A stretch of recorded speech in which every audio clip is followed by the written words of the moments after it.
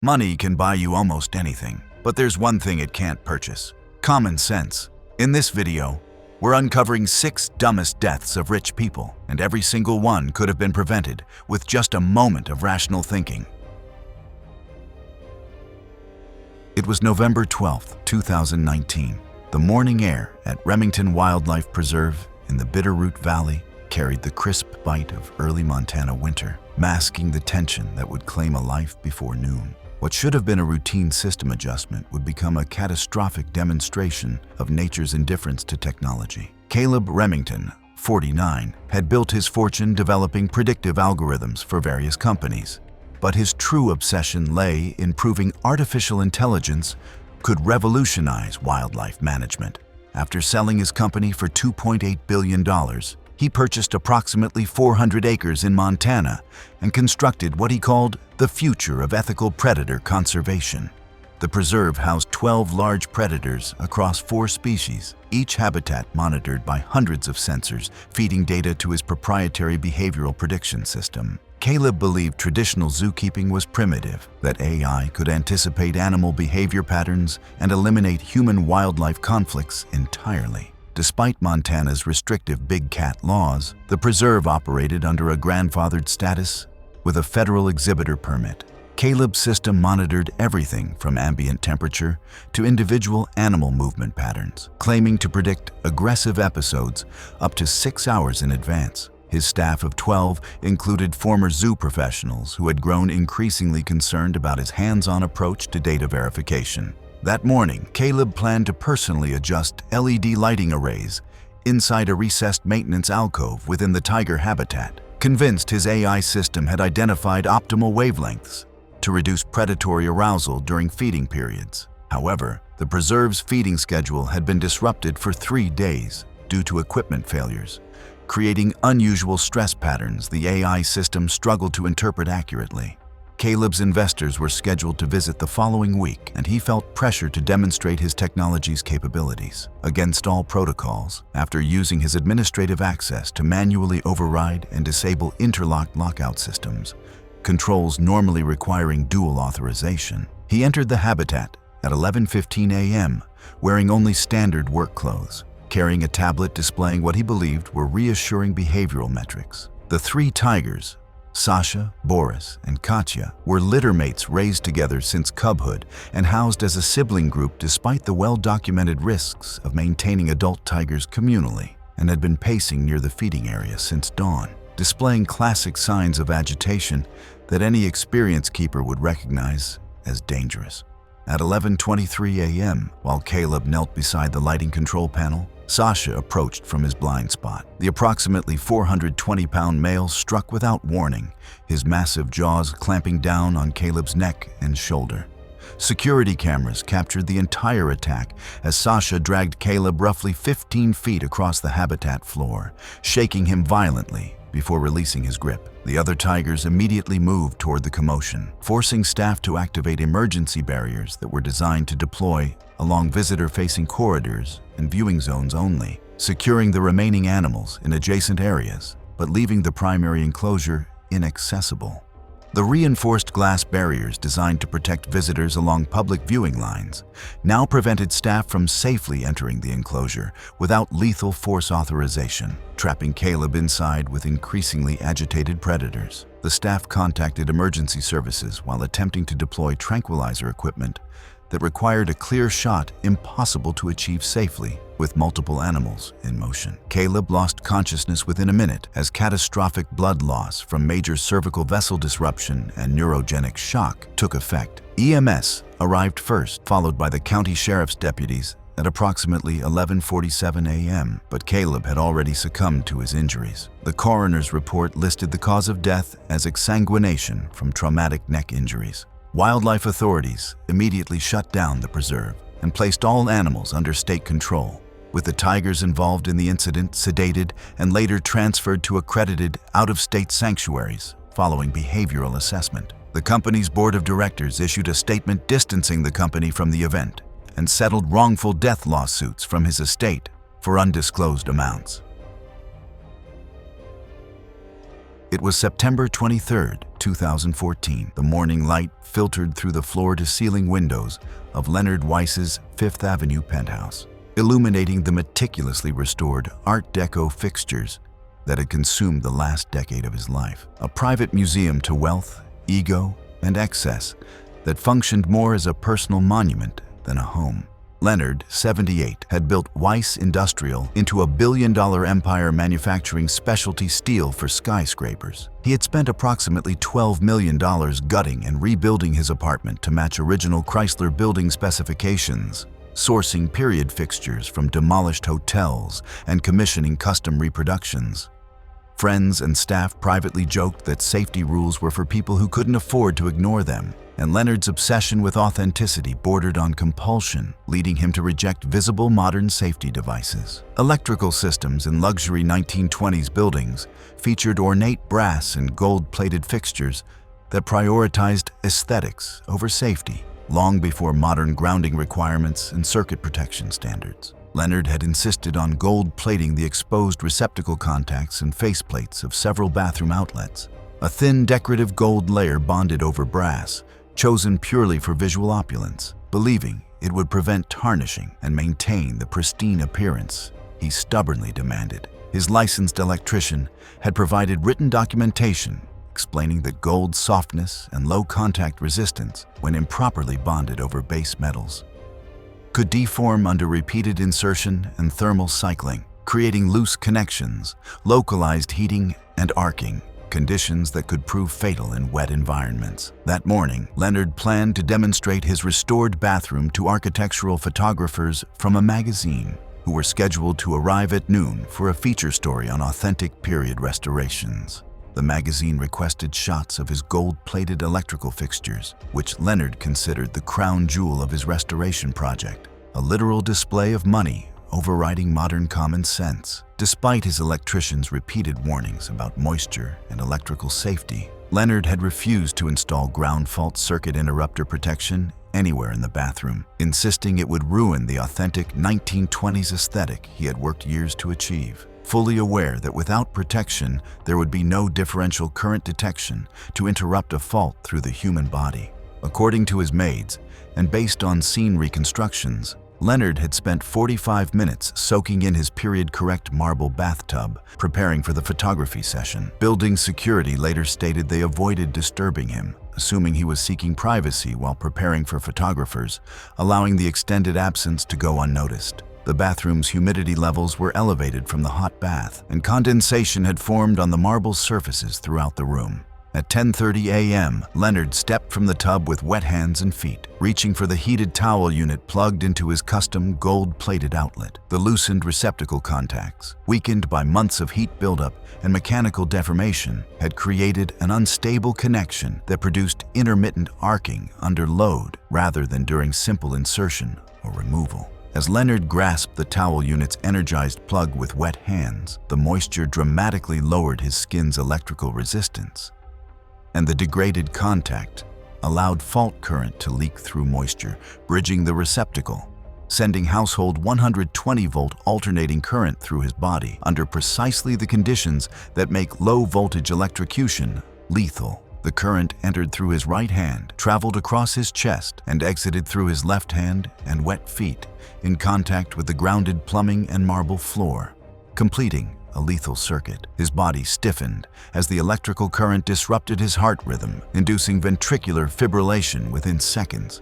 causing him to collapse backward into the still-filled bathtub. Because the circuit was neither ground fault protected nor experiencing an overcurrent event, the breaker did not trip, allowing current to continue flowing. Building security discovered Leonard approximately 45 minutes later when he failed to answer his door for the scheduled photography appointment, immediately calling 911 and shutting off power to the apartment. Emergency medical technicians arrived at 11:28 a.m., but pronounced Leonard dead at the scene after confirming prolonged cardiac arrest, inconsistent with successful resuscitation. The medical examiner determined Leonard died from fatal cardiac arrhythmia due to accidental electrocution. The penthouse required complete electrical system replacement to meet current safety codes before it could be sold. Leonard Weiss was buried 3 days later in a private graveside service attended by family members. It was August 19, 2017. The late afternoon sun cast long shadows across Meadow Lane in Southampton, where Evan James Rook sat behind the wheel of his modified McLaren 720S, engine idling as he waited for the informal signal to begin what locals called the no-rules race.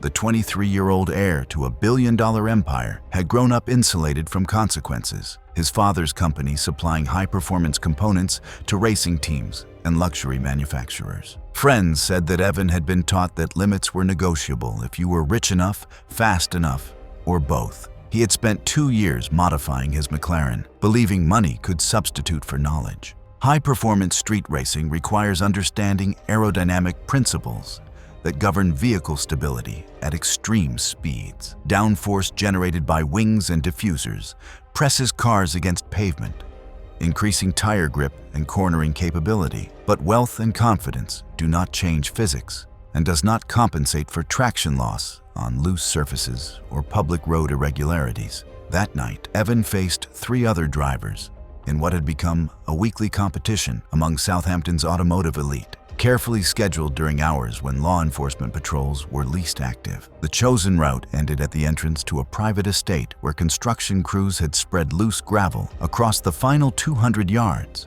creating a hazardous transition that experienced drivers avoided entirely. Evan, however, viewed the hazard as a test of dominance rather than a stop condition, and his close friends said Evan had studied the course and believed in his car's suspension and downforce. At around 2 a.m., the 4 cars launched simultaneously from the starting line, quickly reaching speeds approaching 130 miles per hour as they approached the treacherous final section. Evan maintained the lead as his McLaren entered the gravel zone at roughly 130 miles per hour. The moment his tires contacted loose stone, grip dropped sharply, and his car began to yaw violently and spin toward the right shoulder of the road. The car skidded, lifted over a slight curb, and rotated as momentum carried it toward a limestone gate pillar, striking it at an angle. The impact caused severe deformation to the front structure and partial intrusion into the cabin, compressing the driver's compartment against the steering wheel and dashboard. One racer immediately stopped his vehicle and called 911 while the others attempted to warn any approaching traffic, and fire department paramedics arrived 10 minutes later. But Evan had already succumbed to massive blunt force trauma from the collision. The medical examiner determined Evan died from traumatic blunt force injuries to the head,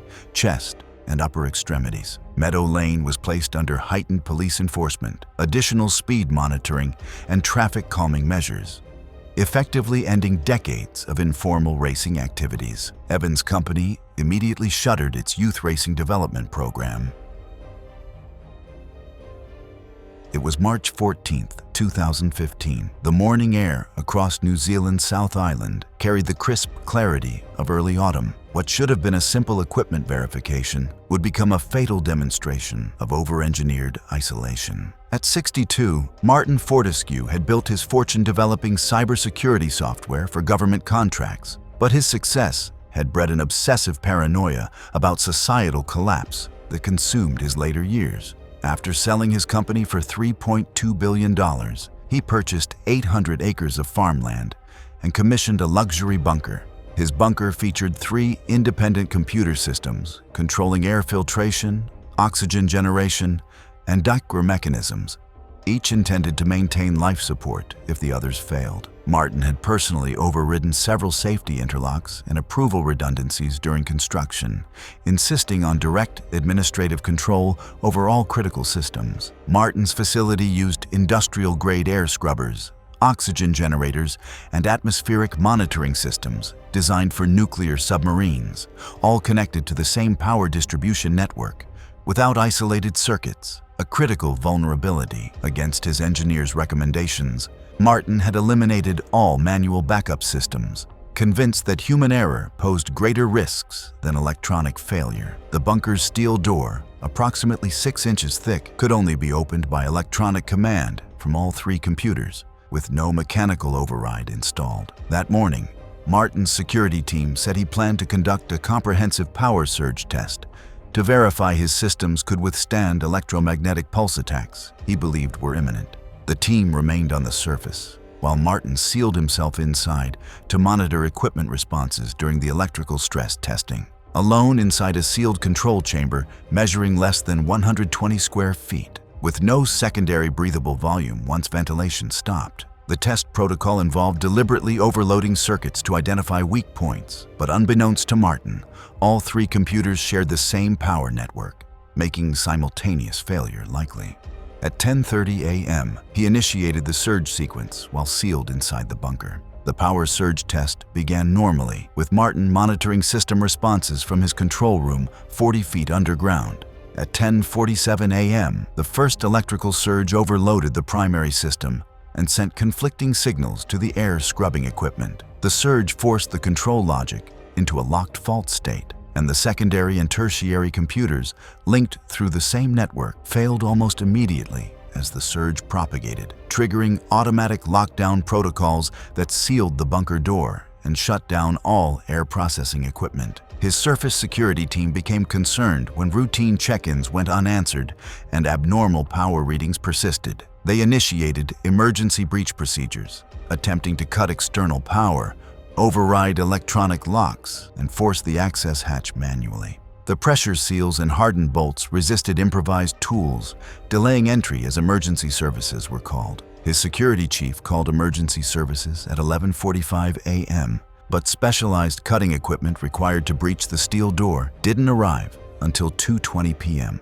Based on the bunker's size and sealed conditions, Martin had been dead for roughly 2 to 2.5 hours when rescue teams finally gained access. The medical examiner determined Martin died from asphyxiation caused by oxygen depletion and carbon dioxide poisoning. Martin's only son inherited the estate and immediately halted further development on the property. The bunker was permanently sealed and condemned by regional authorities as a public safety hazard.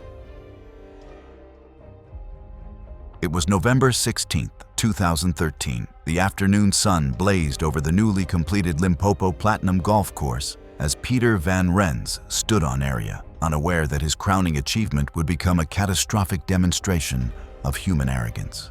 Peter had built one of South Africa's extraction companies using aggressive legal tactics to secure mining rights across the Bushveld complex. His success stemmed from a ruthless willingness to challenge regulations, earning him both wealth and enemies among conservation groups. Peter decided to create a luxury golf resort that would cement his legacy. Peter's golf course required draining the Mokolo River wetlands, a protected ecosystem that environmental scientists had identified as crucial for preventing limestone dissolution and subsidence. His engineering consultants had provided detailed reports explaining that removing water from the wetland would destabilize the underlying cave network. But Peter used political influence to override environmental protection laws and proceed with construction. That morning, Peter planned to announce a major expansion of the golf course during the opening ceremony, having already secured preliminary approval from corrupted local officials to drain additional wetlands for 18 more holes. Authorities had issued stop work orders the previous week, but Peter's legal team had obtained temporary injunctions, allowing the celebration to proceed. At 2:30 p.m., he stood before 50 guests on the 9th green, which had been built atop a thin layer of soil and sod, covering a pre-existing limestone cavity gradually enlarging since wetland drainage began. The ceremony proceeded normally until 3:15 p.m., when guests noticed subtle ground vibrations, but attributed the movement to heavy construction equipment operating nearby. Hairline cracks began spreading through the bedrock beneath the green as the weight of soil, sod, and assembled guests exceeded the compromised stone's load-bearing capacity. Over the next 30 to 60 seconds, the surface began to deform visibly, the green sagging unevenly as sections of limestone fractured in sequence rather than failing all at once. The ground beneath Peter's feet suddenly gave way as the green rapidly subsided into the limestone cavity below. The sinkhole expanded quickly, forming a crater approximately 40 feet across and 60 feet deep that swallowed Peter and several nearby guests. Peter fell directly into the center, striking jagged limestone formations before being buried under tons of soil, sod, and debris as the edges of the sinkhole slumped inward gradually rather than violently exploding outward. Emergency services received multiple calls at 3:19 p.m. as guests used cell phones to report the catastrophic ground failure. Rescue teams from Polokwane arrived at 4:45 p.m., but required specialized cave rescue equipment to safely access the unstable sinkhole. 3 other guests suffered serious injuries from falling debris, but Peter remained buried at the bottom of the limestone cavity. Rescue operations continued until 8:30 p.m. when teams finally recovered his body from the rubble-filled cave. The medical examiner determined Peter died from multiple blunt force trauma and internal bleeding, with death occurring within moments upon impact with the cave floor. The golf course was permanently closed and the property placed under court-ordered environmental remediation. His company paid 200 million rand in environmental penalties, which funded complete wetland restoration and the establishment of a long-term geological monitoring program for the region.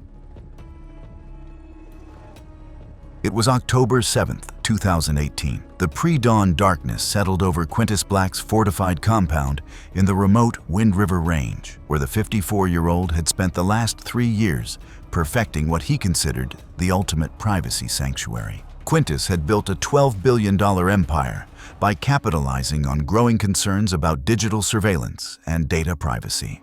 His platform promised users complete anonymity and encrypted communications that even government agencies couldn't penetrate, making him both incredibly wealthy and perpetually paranoid about retaliation from intelligence agencies. Quintus had commissioned a bedroom encased in copper mesh and steel plating that blocked all electronic signals while he slept, believing this protected him from potential surveillance or electronic attacks. Quintus had also personally disabled the room's internal manual door release. His security team operated under strict protocols that prohibited entering his private quarters without explicit permission, codified in written standing orders that emphasized privacy compliance over discretionary judgment. The compound's medical monitoring relied entirely on wireless sensors and silent alarm systems that transmitted health data to his security staff. That evening, he sealed himself inside his bedroom, wearing his standard wireless heart monitor and blood pressure sensors. Around 2:15 a.m., Quintus experienced crushing chest pain radiating to his left arm and jaw, accompanied by shortness of breath and sweating as a massive heart attack began. His wireless medical sensors detected the cardiac event immediately, triggering silent alarms designed to alert his security team. However, the room's electromagnetic shielding blocked all wireless transmissions, preventing the medical alert signals from reaching the security monitoring station. Quintus collapsed beside his bed, conscious but unable to reach the disabled intercom system or breach the sealed cage door. Quintus's security team, following his explicit protocols about unauthorized entry, continued their normal patrol routines without any indication of the medical emergency occurring 20 feet away. The wireless sensors continued attempting to transmit distress signals that never escaped the electromagnetically sealed room. Quintus remained conscious for approximately 5 to 10 minutes, clutching his chest before collapsing fully as his heart muscle failed and arrhythmia set in, his body gradually shutting down in complete isolation. At around 6 a.m., when Quintus failed to emerge for his scheduled morning briefing, his security chief attempted to contact him through the disabled hardwired intercom system. After receiving no response for 30 minutes, the team made the decision to override his privacy protocols